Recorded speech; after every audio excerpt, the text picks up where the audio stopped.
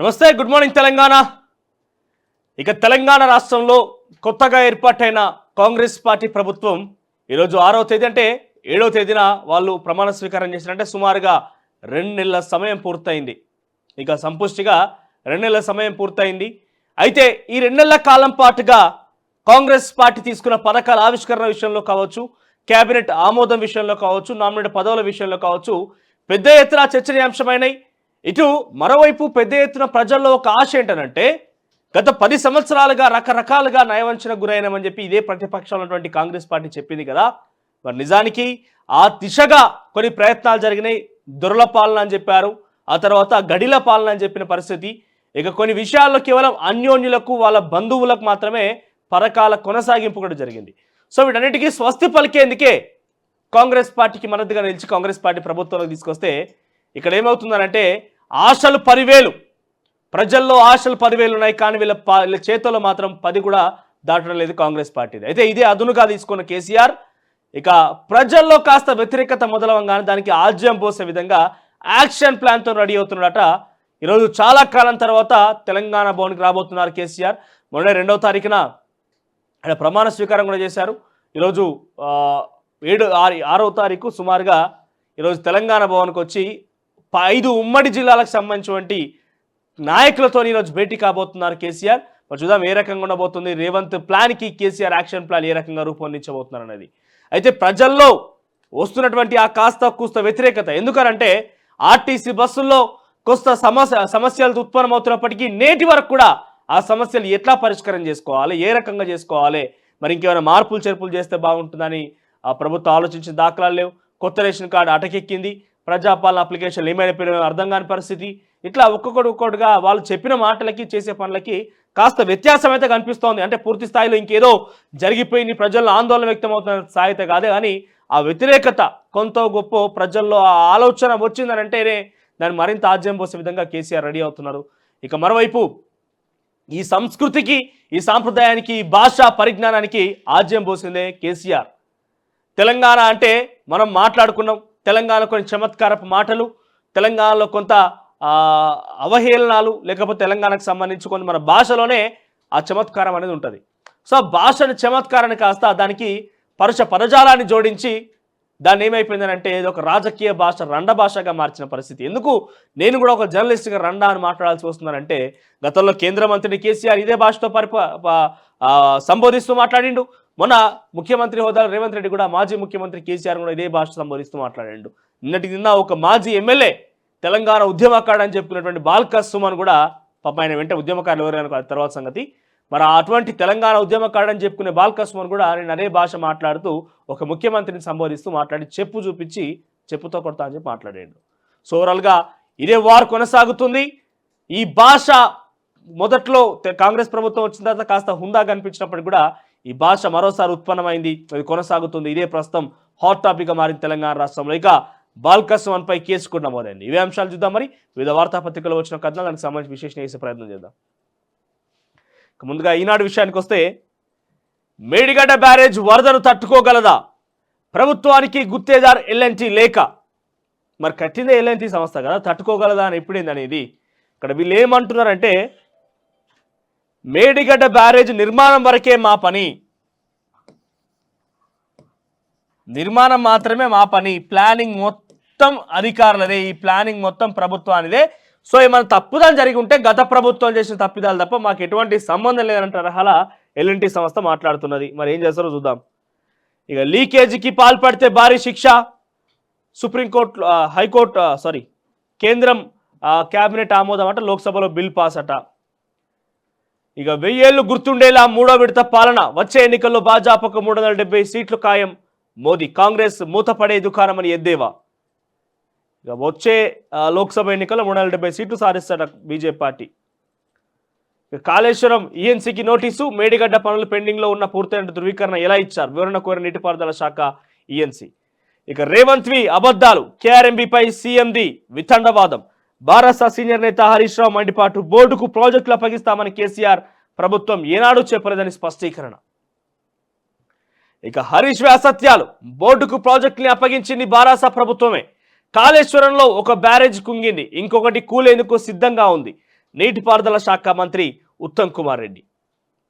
ఇక తెలంగాణ నుంచి పోటీ చేయండి అని చెప్పిన తెలంగాణ రాష్ట్రానికి సంబంధించిన ముఖ్యమంత్రి, ఇద్దరు మంత్రులు, ఒక ఉప ముఖ్యమంత్రి, వాళ్ళంతా కలిసి సోనియా గాంధీ వేడుకున్నారట. ఢిల్లీలో వాళ్ళు కలిసిరట. సోనియా గాంధీకి సీఎం రేవంత్ వినతి, పోటీపై సరైన సమయంలో నిర్ణయం తీసుకుంటారని అగ్రనాయకురాలి హామీ. ఇక ఇది నాటిలో హెడ్లైన్స్గా ఉన్నాయి. ఇక ఆంధ్రజ్యోతి విషయానికి వస్తే 59 జీవభూముల లావాదేవీలు బంద్, అక్రమ క్రమబద్ధీకరణపై ప్రభుత్వం చర్యలు. రంగారెడ్డి జిల్లా రిజిస్ట్రార్కు కలెక్టర్ ఆదేశాలు. గోపాన్పల్లిలో 12,879 గజాల దారదత్తం. నానక్రామ్గూడలో 5 ఎకరాల హాంఫర్ట్. ఈ వ్యవహారంపై ఆంధ్రజ్యోతిలో కథనాలు. ఆదేశాల్లో ఆ అంశాలను ప్రస్తావించిన కలెక్టర్. ఇకపోతే పేపర్ లీక్ చేస్తే కోటి జరిమానా, 3 నుంచి 5 ఏళ్ల వరకు జైలు శిక్ష. పోటీ పరీక్షల అక్రమాలకు అడ్డుకట్ట. లోక్సభలో పబ్లిక్ ఎగ్జామినేషన్స్ బిల్లు. తర్వాత ప్రజాస్వామ్యాన్ని కూనిని సహించబోం. అపహాస్యంగా చండీగఢ్ మేయర్ ఎన్నిక. పరిస్థితి భయం కలిగిస్తోంది. బ్యాలెట్ పేపర్ మీది గుర్తులో రిటర్నింగ్ అధికారి చెరిపేసినట్లుంది. రికార్డులు సమర్పించాడన్న సుప్రీంకోర్టు. ఇక మాకు 370 సీట్లు. బీజేపీ సొంతంగా గెలుస్తోంది. ఎన్డీఏకు 400 దాటుతాయి. 100 రోజుల్లో నా 3వ దఫా షురు. ఈసారి 1000 ఏళ్లు గుర్తుండేలా పాలన. 3వ అతిపెద్ద ఆర్థిక వ్యవస్థగా భారతదేశానికి బలమైన ప్రతిపక్షం అవసరం. కాంగ్రెస్ ఆ పని చేయదు, ఇతరులు చేయనివ్వదు. ఆ పార్టీ ఇక తాళమే. దశాబ్దాల అధికారంలో ఉంది, అంతేకాలం ప్రతిపక్షంలో ఉంటుంది. ఓబీసీలు లేరంటారేంటి? నేను ఓబీసీని. లోక్సభలో ప్రధాని నరేంద్ర మోదీ. ఇంకా ఇండియా కూటమి గెలిస్తే రిజర్వేషన్లపై 50% పరిమితి ఎత్తేస్తాం. దళితులు ఆదివాసీల కోట తగ్గించం. మోదీ ఓట్లు అడిగేటప్పుడు ఓబీసీ రాహుల్ ధ్వజం. మోదీ ఓట్లు అడిగేటప్పుడే ఓబీసీ అని చెప్పి రాహుల్ ధ్వజం ఎత్తున్నాడంట. ఇక సోనియాజీ తెలంగాణలో పోటీ చేయండి, ప్రత్యేక రాష్ట్రం ఇచ్చే తల్లిగా ప్రజలు భావిస్తున్నారు. బీసీ కులగణనకు సన్నాహాలు. 2 గ్యారెంటీల అమలు. త్వరలోనే మరో 2 గ్యారెంటీలను ఇవ్వనున్నాం. సిపిపి చైర్పర్సన్ సోనియా గాంధీతో సీఎం రేవంత్. పోటీపై సరైన సమయం నిర్ణయం తీసుకుంటారన్న సోనియా. రాహుల్ భారత న్యాయయాత్రలో పాల్గొన్న రేవంత్. ఇక సగటు ఆడబిడ్డ రూపమే తెలంగాణ తల్లి విగ్రహం. రాచరికపు పోకడలు లేని రాష్ట్ర అధికారిక చిహ్నం. ప్రజల ఆకాంక్షల మేరకే కేబినెట్ నిర్ణయాలన్న సీఎం. గతంలో కూడా పిసిసి అధ్యక్షుడు అయిన తర్వాత రేవంత్ రెడ్డి తెలంగాణ విగ్రహం మీద కూడా కొన్ని మాటలు మాట్లాడి వాళ్ళ యొక్క సభ మీద కూడా ఆ విగ్రహాన్ని రూపురేఖలు కూడా మార్చి వాళ్ళు ఏర్పాటు చేసిన పరిస్థితి. సో తెలంగాణ యొక్క రాచరికపు పోకడలేని రాష్ట్ర అధికారిక విగ్రహంగా మాడాలని చెప్పి చూస్తున్నారట ఆ తెలంగాణ తల్లి విగ్రహం కోసం. ఇక ఆరోగ్యశ్రీకి పునర్వైభవం. ఎక్మో, రోబోటిక్ సర్జరీలు సహా 65 ప్రొసీజర్ల చేర్పు. ఆయుష్మాన్ భారత్లోని లేని చికిత్సలు ఇందులోకి. ధరల సవరణ, ప్రాంతాల వారి వ్యాధుల మ్యాపింగ్. ప్రభుత్వ ఆసుపత్రిలో చికిత్సలు తెలిపేలా ప్రచారం. బడ్జెట్ భేటీల్లో సమావేశాల్లో ప్రకటించిన సర్కార్.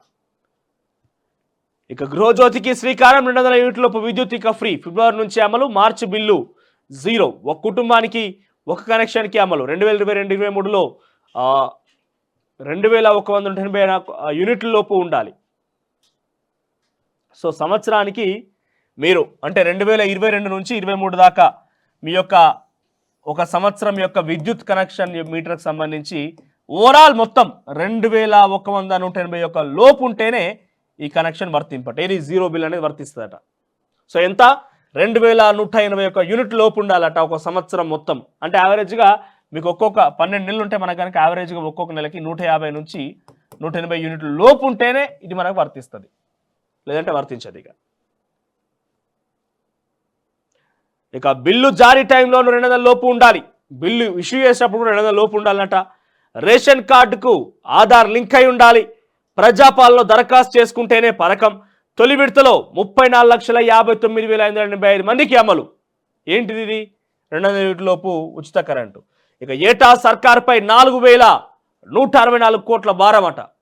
ఒక సంవత్సరానికి 420 కోట్ల భారం పడే అవకాశం ఉన్నదట. నాకు తెలిసి కొంతమంది లైన్ మెన్ లేకపోతే సీనియర్ విద్యుత్ అధికారులతో మాట్లాడినప్పుడు ఏ ఒక్క గ్రామ పంచాయతీలో కూడా 180 యూనిట్లకు పైబడి ఎవరు వాడరట. ఇక 180 యూనిట్ల లోపే వాడతారంట. అది ఎండాకాలంలో అయితే 180 యూనిట్లు చేరుతుందంట. అంత స్థాయిలో వాడాలంటే చాలా ఎక్కువ మోతాదులో నమోదు కావాల్సి ఉంటుంది. కరెంట్ అన్ని కూడా ఫ్రిడ్జ్ అవన్నీ రకరకాలుగా చెప్పారు. సో ఇవన్నీ కూడా దాదాపుగా ఈ గ్రామీణ ప్రాంతాల్లో దాదాపుగా అందరూ కూడా 180 యూనిట్ల లోపే వాడే అవకాశం ఉన్న నేపథ్యంలో దాదాపు అందరికి కూడా ఈ ఫ్రీగా వచ్చే అవకాశం ఉన్నది. మరోవైపు ఈ గ్యాస్ సిలిండర్ కూడా ఇంకా పూర్తి స్థాయి నియమ నిబంధనలు అయితే జారీ చేయలేదు ప్రస్తుతానికైతే. ఎందుకంటే కాస్త తడబాటు కనిపిస్తోంది పథకాల ఆవిష్కరణలో కూడా. సో ఈ గ్యాస్ సిలిండర్ సంబంధించి పూర్తి స్థాయి నిబంధన, అది గృహజ్యోతి పథకాలకు సంబంధించినటువంటి గ్యాస్ సిలిండర్ని దీపం పథకం ఉన్న వాళ్ళకైనా ప్రభుత్వ స్కీమ్ ఉన్న వాళ్ళకైనా ఇంకేం తెలియదు. ప్రస్తుతానికైతే పూర్తి స్థాయి నిబంధనలు జారీ అవ్వలేదు. ఇక H4 వీసా ఉంటే వర్క్ ఆథరైజేషన్ ఆటోమేటిక్. తర్వాత విద్యార్థుల మృతిపై వీడిన మిస్టరీ, యాదాద్రి భువనగిరికి సంబంధించిన అంశం. ఇక అవిశ్వాసంలో కిడ్నాప్, పట్టుడికిన ఇల్లందు మున్సిపాలిటీ. ఇక రేవంత్ జూటా సీఎం, ప్రాజెక్టుల అప్పగింతపై చెప్పినవన్నీ అబద్ధాలే. ఈ అంశంపై కేసీఆర్ ఎక్కడా సంతకం చేయలే. పోతిరెడ్డిపాడు సీఎం లిఫ్ట్ ను వ్యతిరేకించాం, ఎవరిని చెప్పుతో కొట్టాలో రేవంత్ జవాబు ఇవ్వాలి. రేవంత్ ఇది సంస్కారం లేని భాష, అహంకారం. ప్రాజెక్టులు ఇచ్చి భవిష్యత్తుకు తాకట్టు పెట్టొద్దన్న హరీష్. ఇక మాకు ముతక కూతలొచ్చు అన్న జగదీష్ ప్రశాంత్, ఎవరు మాజీ మంత్రులు. కేసీఆర్ను దూషిస్తావా, బుద్ధి ఉందా అన్న కడియం. చెత్త సీఎంను చెప్పుతో కొడతా అన్న బాల్కసుమన్, చెప్పు చూపిస్తూ పరశ పరజాలంతో దూషణ. ఇక కేసీఆర్ జగన్ కుట్రతోనే సాగర్ ఆక్రమణ, పోలింగ్ను ప్రభావితం చేసే ప్రయత్నం. హరీష్ ఉద్యమంలో మీరు బ్లాక్మెయిలర్, కృష్ణా ప్రాజెక్టుని బోర్డుకి ఇవ్వమన్న ఉత్తమ్. ఇక్కడ కొంతమంది ఉస్మానియా గతంలో బాల్కసుమన్ తరహాలను ఉద్యమాలు చేపట్టినటువంటి ఎవరు కైలాష్ నేత, పున్నా కైలాష్ నేత చారకొండ వెంకటేష్ గాంధీభవన్ వేదికగా చాలా ఘాటుగానే స్పందించారు. మరి బాల్కసుమన్ గారు 10 సంవత్సరాలుగా ఎమ్మెల్యేగా ఎంపీలుగా పనిచేసినప్పుడు ఏ ఒక్కరోజు ఉద్యమకాడు గుర్తు రాలేదు, ఏ ఒక్కరోజు మీ విద్యార్థి ఉద్యమ సహచరులు గుర్తు రాలేదు, ఏ రోజు ఏం గుర్తు రాలేదు. కానీ మళ్ళీ కేసీఆర్ అనగానే కేసీఆర్ భజన పరులాగా పక్కన కూర్చొని చిరుతలు వాయించినావు. కానీ ఏ రోజన్నా ఉద్యమకారులకు అన్యాయం జరుగుతుందనో, విద్యార్థి నాయకులకి అన్యాయం జరుగుతుందనో, విద్యార్థుల పక్షానో లేకుంటే నిరుద్యోగుల పక్షానో మాట్లాడే దాఖలాలేనా? ఎప్పుడు చూసినా భజన, ఓ భజన. మరి ఇదే భాష గతంలో కేసీఆర్ గారు కిషన్ రెడ్డిని ఉద్దేశించి మాట్లాడినప్పుడు ఏడవా? ఇదే సేమ్ భాష సో కాల్డ్ రండా అనే పదం వ్యాఖ్యానించి ఆయన సంబోధించినప్పుడు అప్పుడేడబోయింది సంస్కృతి, అప్పుడేడబోయింది ఈ యొక్క విధానము. ఈరోజు ఎందుకు గుర్తుకొచ్చింది? దానికి ఆజ్యం పోసి బీజం వేసిందే కేసీఆర్ ఈ భాషకి. ఇక నీటిపారుదల శాఖలో కట్టప్పలు, ప్రభుత్వ సమావేశాలకు హాజరవుతూ విపక్షాలకు కీలక పత్రాలు. కృష్ణా ప్రాజెక్టులు చేజారిపోయాయనే ప్రచారంలోనూ కీలక పాత్ర. మేడిగడ్డలో సమావేశం నుంచి మంత్రులకు తప్పుడు సమాచారం. కృష్ణా బోర్డు భేటీలో ప్రేక్షక పాత్ర, బయటకు వచ్చి దుష్ప్రచారం. మేడిగడ్డ ప్రాజెక్టు పూర్తయిన తేదీ, అంచనా వ్యయం పైన ఇదే తీరు. రాష్ట్రం వచ్చాక అన్ని నిర్ణయాల్లో వీరే సూత్రధారులు, పాత్రధారులు. ఎటువంటి చర్యలు తీసుకోవాలంటూ సర్కారు మల్లగుల్లాలు. కొంతమంది అధికారులే కావాలని అక్కడ జరిగేటువంటి అంశాలను బయటికి లీక్ చేస్తున్నారట. ఇక శ్రీశైలం సాగర్ అప్పగించడమే మేలు, కీలక అధికారి నోట మళ్ళీ అదే మాట. సిఈల సమావేశంలో అధికారుల అవాక్కు. ఇక గట్టెక్కిన సోరెన్ తర్వాత గ్రామీ అవార్డులో మనోల శక్తి అట. ఇక వెలుగు విషయానికి వస్తే, మేడం తెలంగాణ నుంచి పోటీ చేయడానికి రేవంత్ పొంగులెట్టి బట్టి విక్రమార్క సోనియాను కోరడం జరిగింది. ఇక 2 నెలల్లోనే ప్రాజెక్టులు ఢిల్లీ చేతిలో పెట్టినరు. 10 కేసీఆర్ కేంద్రం ఒత్తిడి చేసినా మేము ఒప్పుకోలే.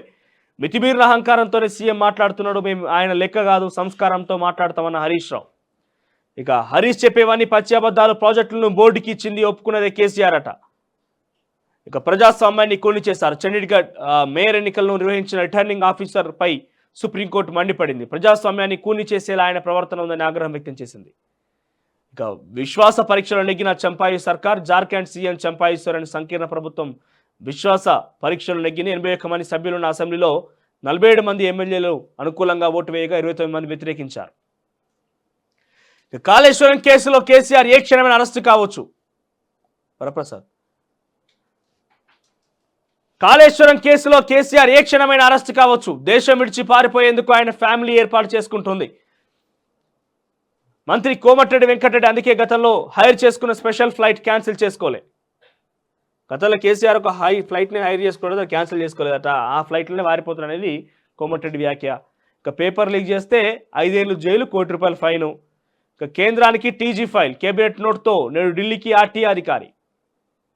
ఇక బాల్కసుమన్ ఒళ్ళు దగ్గర పెట్టుకో, ఇష్టం ఉన్నట్టు మాట్లాడితే ఊరుకోమన్న ఎమ్మెల్యే వివేక్. ఇక సీఎంపై బాల్కసుమన్ నోటి దురుసు, తీవ్ర పదజాలంతో ఊగిపోయిన బీఆర్ఎస్ మాజీ ఎమ్మెల్యే. ఇక లిక్కర్ స్కామ్లో కవిత పిటిషన్పై 16కు విచారణ. ఇక బీఆర్ఎస్లో ఉద్యమకారులకు విలువ లేదు, జోకుడుగాళ్ళు చెంచాలకే విలువ. అధికారంలో ఉన్నప్పుడు కార్యకర్తలను పట్టించుకోలే కరీంనగర్ లోక్సభ. ఎన్నికల సన్నాహక సమావేశంలో ఉద్యమకారుడు శ్యామ్ నిలదీత పార్టీ కోసం పనిచేసిన వాళ్ళను గుర్తిస్తలేరని పెద్దపల్లిలోనూ లొల్లి. ఎన్నికలు రాగానే కష్టపడాలి, కొట్లాడాలని చెప్పి నాయకులు చెప్తారట. మరి ఎన్నికలు అయిపోగానే ఉద్యమకారుడు ఎవరు తెలియదు, ఉద్యమహీనుడు ఎవరు తెలియదు, ఎవరు డబ్బు సంపాదించుకుని ఎన్ని అక్రమాలు చేసినా పట్టించుకుని నాదులే లేడు. ఊళ్ళలో పోతే ఈ క్షేత్రస్థాయి నిజమైన ఎవరైతే బీఆర్ఎస్ నాయకులు ఉద్యమకారులు వాళ్ళ ఇజ్జతమానం పోతుందని చెప్పి ఆఖరికి వస్తే పార్లమెంట్ సమావేశాల్లో వాళ్ళు వాళ్ళ యొక్క బాధను వెలగక్కిరు. ఏడా గంగుల కమలాకర్ ఎదుట పెద్ద ఎత్తున రచ్చ జరిగిందట కరీంనగర్లో. ఇక మా అభివృద్ధిని జనం 1000 ఏళ్ళు మర్చిపోరు. ఎట్లా మర్చిపోతారు? జిఎస్టీ, డిమానిటైజేషన్, 15 లక్షల రూపాయలు ఎట్లా మర్చిపోతారు? ఇక మేడారం జాతరకు జోరుగా ఏర్పాట్లు. ఈ నెల 21 నుంచి 24 వరకు జాతర. 105 కోట్లతో సవలతులు. ఇక తొలి వెలుగు విషయానికి వస్తే చక్రం తిప్పిన పొంగులేటి ఇల్లందులో కాంగ్రెస్ దే పై చేయి. కాంగ్రెస్ మున్సిపల్ చైర్మన్ పై బీఆర్ఎస్ అవిశ్వాసం. కోరం కనకాయ లేకపోవడంతో వీగినట్లు ప్రకటించిన ఆర్డీఓ. ఇక ఖానాపూర్ మున్సిపాలిటీలో కూడా కాంగ్రెస్ వశం. పక్కనే లాకర్లలో నోట్ల కట్టలు, భూమి దస్త్రాలు. శివబాలకృష్ణ అక్రమాస్తుల కేసులో రోజుకో సంచలనం. అధికార మండతో భారీగా అక్రమార్జన. ఇక వీడు కన్న తండ్రి కాదు, కర్కోటకుడు. భార్యపై అనుమానంతో పసికందును చంపిన సైకో. అబ్బా, స్వగ్రామానికి తీసుకెళ్తానని నమ్మించి గొంతు నొలిమి హత్య. పోలీసుల ఎదుట లొంగిపోయిన నిందితుడు. ఇక ఆధార్ ఉంటేనే సమ్మక్క బెల్లం. ఇది కొత్తగా ఉన్నది కథ. సమ్మక్క బెల్లానికి కూడా ఆధార్ కార్డు కావాలి ఆఖరికి వస్తే. ఇక కాంగ్రెస్ సర్కార్ కూలిపోద్ది. వచ్చే ఎన్నికల్లో వారికి ఒక్క ఎంపీ సీటు కూడా రాదు. దేశంలో ఆ పార్టీ కనుమరుగవడం ఖాయం. వైసీపీ రాజ్యసభ సభ్యులు విజయసాయిరెడ్డి. కాంగ్రెస్ లో ఫ్యామిలీ ప్యాకేజ్. ఎంపీ సీట్ల కోసం నేతల మధ్య పోటాపోటీ. బంధువర్గాన్ని రంగంలోకి దింపుతున్న మంత్రులు. తమకే టికెట్ కావాలంటూ ఢిల్లీ పెద్దలపై ఒత్తిడి. భార్యకు టికెట్ కోసం బట్టి యత్నాలు. తమ్ముడికి ఇప్పించేందుకు పొంగులేటి రాజకీయం. నల్గొండ టికెట్ కోసం కోమటిరెడ్డి పోరు. ఇక పోరాటానికి సై. నేడు తెలంగాణ భవన్ కి కేసీఆర్. కృష్ణా జలాలపై నేతలతో చర్చ.